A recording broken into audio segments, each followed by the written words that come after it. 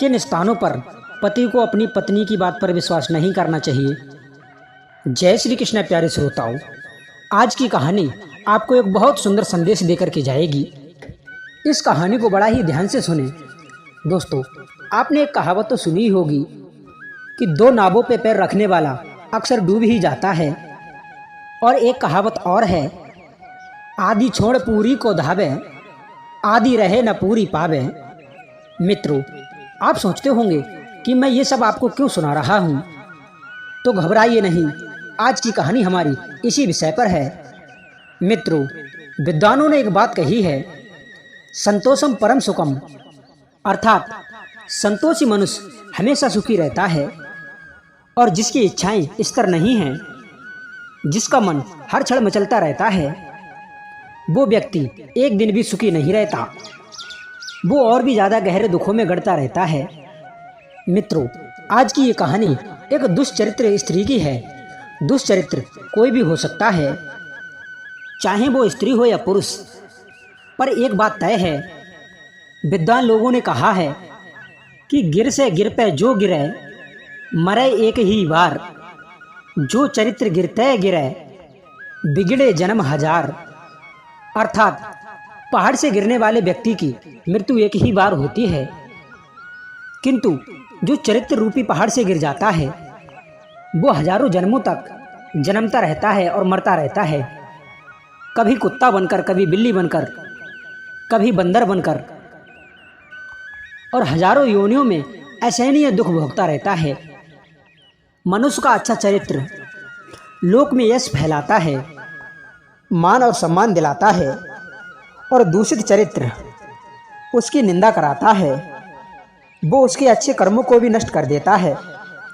प्यारे श्रोताओं, यह बात जीवन भर याद रखने वाली है कि दूषित चरित्र अच्छे कर्म करने वाले को जो फल मिलता है उसको भी नष्ट कर देता है। अपने जीवन में इन 3 चीज़ों को अपना लेना, कभी भी किसी के सामने सर झुकाने की नौबत नहीं आएगी। पहला, साफ चरित्र, और दूसरा, झूठ मत बोलना, और तीसरा, किसी की निंदा मत करना। ये तीनों काम हमें दूसरों की नज़रों में छोटा बना देते हैं। तो चलिए आज की कहानी शुरू करते हैं।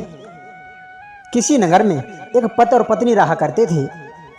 पति अक्सर बीमार रहा करता था, इसलिए उसकी स्त्री की रुचि हमेशा दूसरे पुरुषों में लगी रहती थी। वो कभी स्थिर होकर घर में नहीं बैठती थी, वो दूसरे पुरुषों की खोज में इधर उधर घूमती रहती थी। घर में बूढ़ी सास थी, उसे भी अपने पति से कहकर इधर उधर के दोष मढ़कर घर से निकलवा दिया। और सत्य बात है मित्रों, दुष्चरित्र स्त्री और दुष्चरित्र पुरुष हमेशा अकेले रहना पसंद करते हैं। उस स्त्री का भोला भाला पति उस स्त्री की इन चालों को नहीं समझ पाया। वो उसके बाहर जाते ही गैर मर्दों को घर में बुला लिया करती थी। कहते हैं, जिस तरह आग लकड़ियों से नहीं अघाती, काल सब प्राणियों से नहीं अघाता, उसी तरह दुष्ट महिलाएं पुरुषों से नहीं अघाती। वे एक के साथ बात करती हैं तो दूसरे को नखरे से देखती हैं और तीसरे को मन में बसाती हैं। भला ऐसी स्त्रियों का कौन प्रिय होगा। एक दिन एक ठग ने देखा, क्यों ना इस चंचल चित्त वाली स्त्री को अपने जाल में फंसा लूं, क्योंकि ये फंसवी जल्दी जाएगी। इसे पुरुष की जरूरत है और मेरे लिए धन की आवश्यकता है। एक बात याद रखना, वेश्याओं का, धूर्तों का प्रेम सिर्फ बनावटी होता है। जब तक धन उनकी पहुंच से दूर रहता है, तब तक वे तुम्हारे लिए झूठा प्रेम दिखाते हैं। धन हाथ लगते ही वे तुम्हारे लिए ऐसे छोड़ जाते हैं जैसे सांप टेटली को छोड़ जाता है। धूर्त लोगों के ठगने के कई प्रकार होते हैं, जैसे मीठा बोलकर, भेष बदलकर, मंत्रों का सहारा लेकर, औषधि देकर। इसलिए बुद्धिमान पुरुष इन कार्यों से सावधान रहें।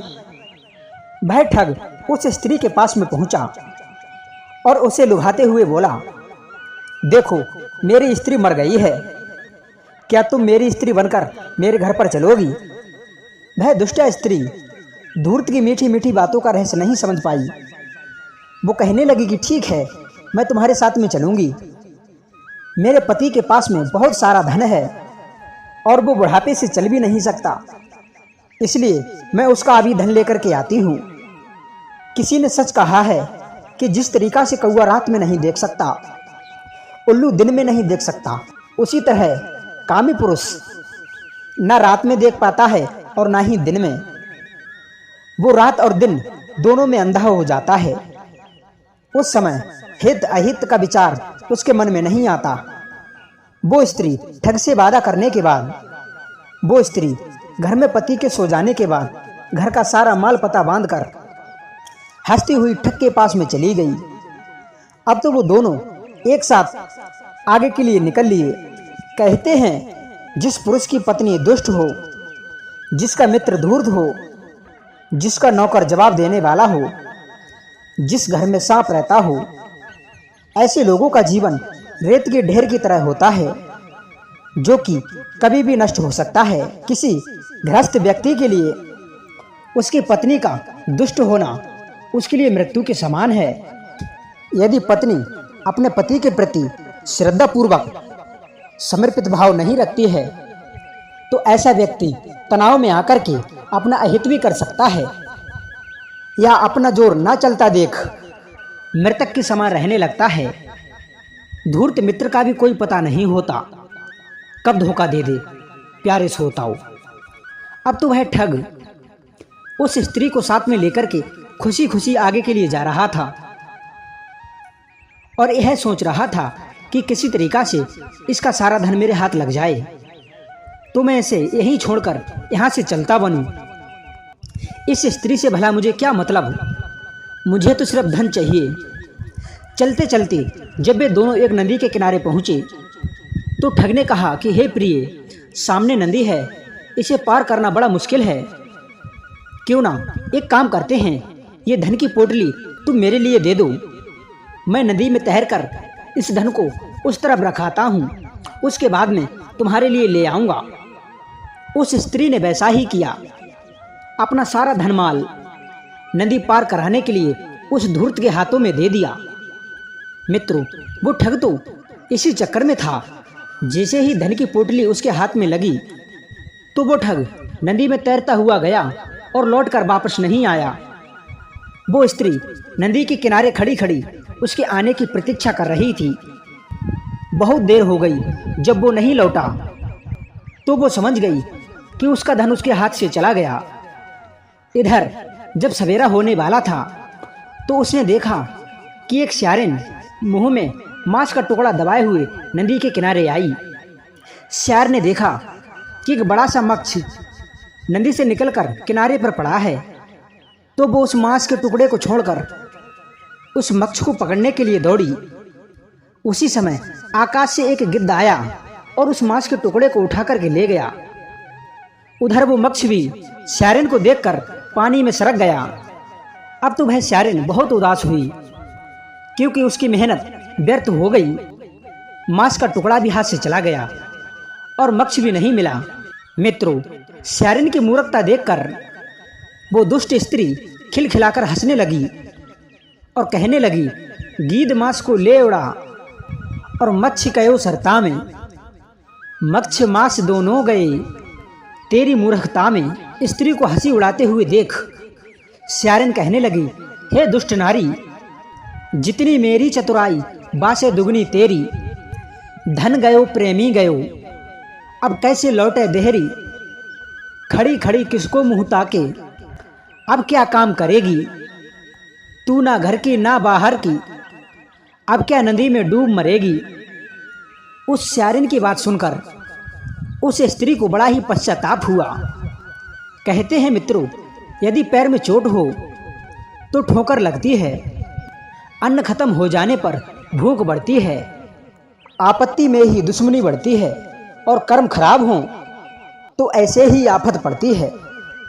अब तो वो स्त्री लज्जित होकर अपना सा मुंह लेकर अपने घर को वापस लौट गई। घर आकर उसने अपने पति को जगाया और धन चोरी का आरोप अपनी देवरानी पर मढ़ दिया। उसका पति भी उसकी बातों में आ गया और धन की चोरी का दोषी अपने भाई की पत्नी को समझने लगा। मित्रों, एक दिन वो टहलने के लिए खेतों पर गया तो वहीं पर उसकी भेंट उस लोमड़ी से हुई जो नदी किनारे उसकी स्त्री से मिली थी।